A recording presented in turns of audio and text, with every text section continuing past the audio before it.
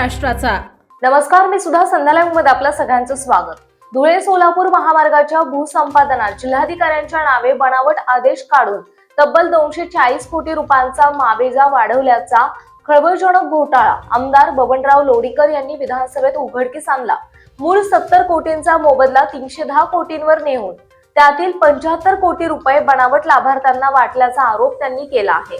लोणीकर यांनी विचारलेल्या तारांकित प्रश्नामुळे प्रशासनाला जाग आली असून आता या प्रकरणाच्या चौकशीसाठी विशेष तपास पथक नियुक्त करण्यात आले आहे। 1 मार्च ते 17 एप्रिल दरम्यान अवघ्या 48 दिवसांमध्ये 154 बनावट आदेश काढले गेले, ज्यातील 50 आदेश तर जिल्हाधिकाऱ्यांच्या बदलीच्या अवघ्या 5 दिवस आधी काढले गेले। या प्रकरणी बीडच्या शिवाजीनगर पोलीस ठाण्यात महसूल अधिकारी आणि कर्मचाऱ्यांवर गुन्हे दाखल झाले आहेत। हा केवळ तांत्रिक घोळ नसून मोठी लूट आहे।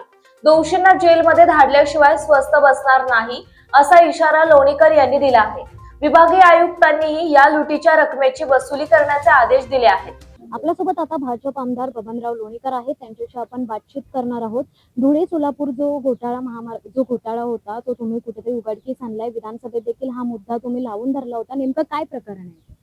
बीड जिल्ह्यातल्या शेतकऱ्यांनी माझ्याकडे तक्रारी केल्या होत्या, त्यांच्या जमिनीच्या मावेजाचा प्रश्न होता आणि त्याच्या आधारे मी ह्या सगळ्या तक्रारी केल्या होत्या। विधानसभेमध्ये प्रश्न सुद्धा टाकला होता, तारांकित प्रश्न क्रमांक 25,258 तारांकित प्रश्न टाकला होता आणि या तारांकित प्रश्नाला आता सरकारने उत्तर दिलेलं आहे। धुळे सोलापूर महामार्गावर 75 कोटी रुपये बोगस उचललेले आहेत। शेतकऱ्यांचे पैसे, सरकारची तिजोरी लुटलेली आहे। काही अधिकारी आणि काही दलाल यांनी ही प्रक्रिया केलेली आहे। कलम 4 ची नोटीस देणं, कलम 6, कलम 9, कलम 11, परिशिष्ट 16ब ह्या सगळ्या प्रक्रिया असतात। ह्या सगळ्या बोगस प्रक्रिया केल्या आणि हे प्रकरण होतं 70 कोटीचं। 70 कोटीवरून यांनी कलेक्टरच्या सह्या आणि शिक्के बोगस तयार केले आणि हे प्रकरण गेलं 310 कोटीवर। जर शेतकऱ्यांची तक्रार माझ्याकडे आली नसती, मी विधानसभेत हा प्रश्न लावला नसता, तर हे 310 कोटी रुपये भ्रष्टाचार होणार होता। मी तो सगळा भ्रष्टाचार थांबवण्यासाठी ह्या सगळ्या प्रक्रिया केलेल्या आहेत। शिवाजीनगर पोलीस स्टेशनला बीडला गुन्हा दाखल झालेला आहे।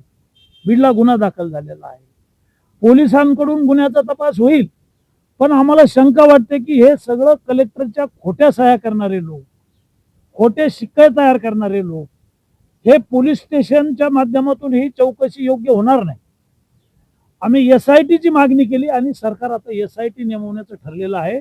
SIT ची नेमणूक करून हे सगळे 300 कोटी रुपयाचे बनावट कागदपत्र, कलेक्टरच्या खोट्या सह्या, शिक्के तयार करणाऱ्या लोकांना जेलमध्ये पाठवण्याच्या संदर्भात माझी मागणी आहे।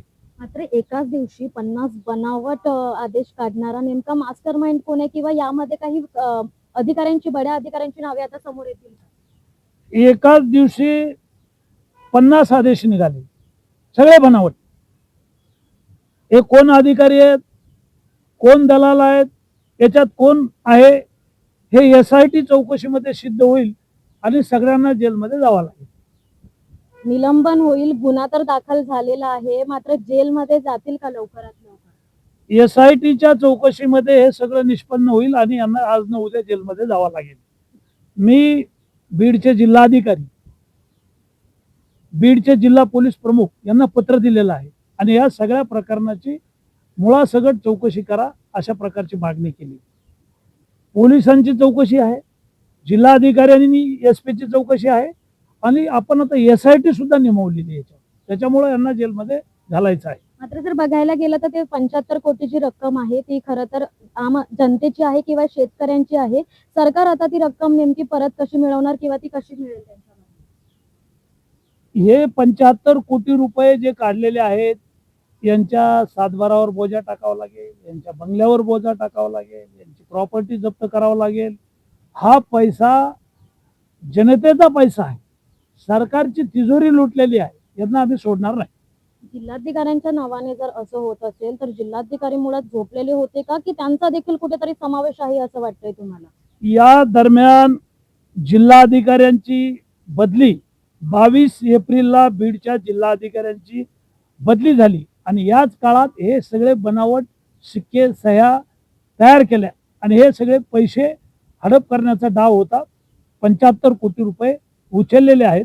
त्याच्या संदर्भात आता त्यांच्या सातबारावर बोजा पडेल किंवा त्यांच्या प्रॉपर्टीवर बोजा पडेल आणि यांना जेलमध्ये जावं लागेल. धन्यवाद आमच्याशी बातचीत केल्याबद्दल. व्हिडिओ जर्नलिस्ट शेखरसह मी धनश्री, दैनिक संध्या, मुंबई.